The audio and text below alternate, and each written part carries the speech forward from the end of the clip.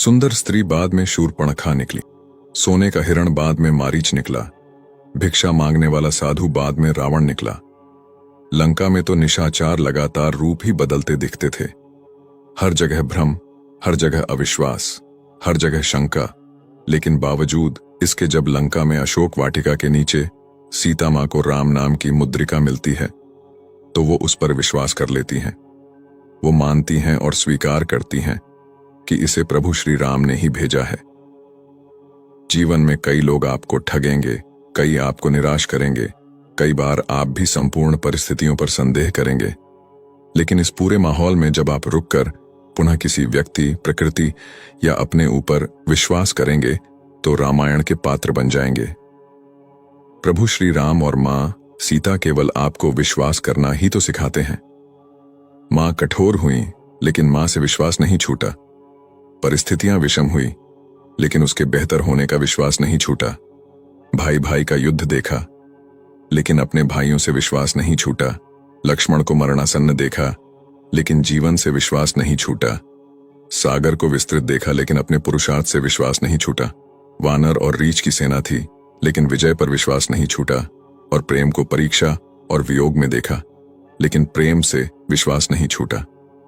भरत का विश्वास, विभीषण का विश्वास, शबरी का विश्वास, निषाद का विश्वास, जामवंत का विश्वास, अहिल्या का विश्वास, कौशलपुर का विश्वास और इस अविश्वास पर हमारा आपका अगाध विश्वास। सच बात यही है कि जिस दिन आपने ये विश्वास कर लिया कि ये विश्व आपके पुरुषार्थ से ही खूबसूरत बनेगा, उसी दिन ही आप राम बन जाएंगे और फिर लगभग सारी परिस्थितियां हनुमान बनकर आपको आगे बढ़ाने में लग जाएंगी। यहां हर किसी की रामायण है, आपकी भी होगी, जिसमें आपके सामने सब है, रावण, शंका, भ्रम, असफलता, दुख। बस आपको अपनी तरफ विश्वास रखना है। आपका राम तत्व खुद उभर कर आता जाएगा। एक बात ध्यान में रखने योग्य है कि सभी मनुष्यों में ईश्वर का अंश होता है, लेकिन सभी व्यक्तियों का व्यवहार और बुद्धि में अंतर होता है। ऐसा क्यों? क्योंकि प्रत्येक मनुष्य में ईश्वरीय रूप से 3 गुण होते हैं, सतोगुण, तमोगुण और रजोगुण। जब किसी बच्चे का जन्म होता है तब उसमें ईश्वरीय भाव होता है और ये हम ही हैं जो बच्चों में इन गुणों का विकास करते हैं। यदि बच्चे को माता पिता संस्कार सिखाते हैं तो उसमें स्वाभाविक रूप से सतोगुण विकसित होता है। ईश्वर जब भी किसी आत्मा को नया शरीर देता है वो आत्मा शुद्ध और निर्मल ही होती है, तभी प्रेत योनि के बाद उसे नया शरीर प्राप्त हो पाता है। अब ये बात उनके लिए बहुत मिर्ची लगने वाली होगी जो बात बात पर कहीं पर भी गालियां अपशब्दों का प्रयोग करते हैं और फिर लोग उनको यही कहते हैं कि इनके माँ बाप ने इनका पालन पोषण ऐसे तरीके से किया होगा कि इनको अपशब्द की आदत हुई। गाली गलौज करने वाले व्यक्ति हमेशा अपने परिवार का ही वातावरण दूसरों के सामने प्रस्तुत करते हैं। जब भी कोई संस्कारी व्यक्ति विकट परिस्थितियों में भी अपने धैर्य और विवेक को नहीं छोड़ता, उसकी एक सकारात्मक छाप अन्य जनों पर पड़ती है।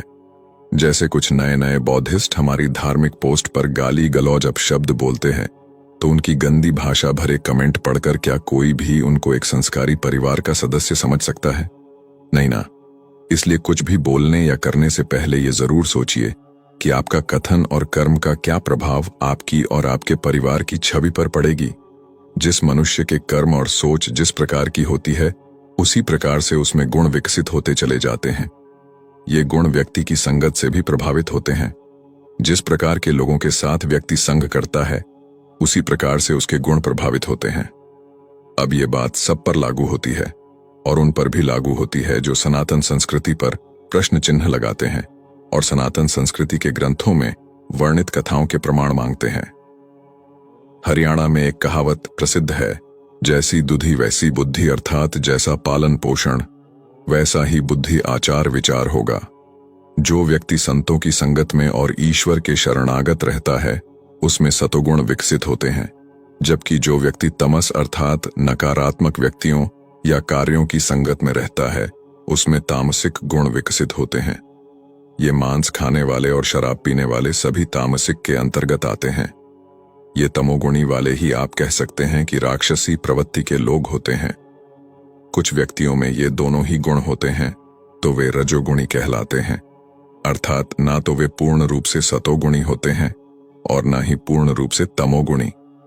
हमारे में से अधिकतर रजोगुणी ही होते हैं जिनके कर्म मिश्रित होते हैं और कर्म अनुसार हम अच्छा बुरा फल भी जीवन में भोगते ही रहते हैं।